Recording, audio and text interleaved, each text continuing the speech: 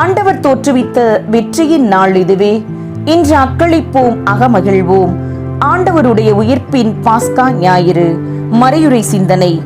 கல்லறை வாயிலில் இருந்த கல் அகற்றப்பட்டிருந்தது என்ற மகதலா மரியாவின் சாட்சியம் முதலில் தோன்றிய வருத்தத்திலிருந்து படிப்படியாக வியப்பாகவும் மகிழ்ச்சியாகவும் மாறுவதைத்தான் இன்றைய நற்செய்தி நமக்கு வெளிப்படுத்துகின்றது.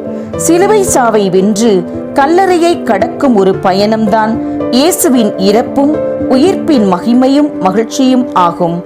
நம் அனைவருடைய வாழ்விலும் சிலுவையும் உயிர்ப்பும், தீமையும் நன்மையும், இரவும் பகலும், பகையும் பாசமும், கருப்பும் வெள்ளையும், தோல்வியும் வெற்றியும், விரக்தியும் அமைதியும், நோயும் சுகமும் மாறி மாறி நடைபெறும் பொழுது நாம் நம்பிக்கையோடும் விடாமுயற்சியோடும் விவேகத்துடனும் செயல்பட்டால் இயேசுவின் உயிர்த்தெழுதலை சுவைத்து அவரின் உண்மையான சாட்சிகளாவோம்.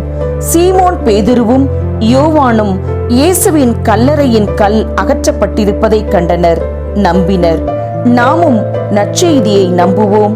உயிர்த்த ஆண்டவருக்கு சாட்சிகளாய் வாழ்வோம்.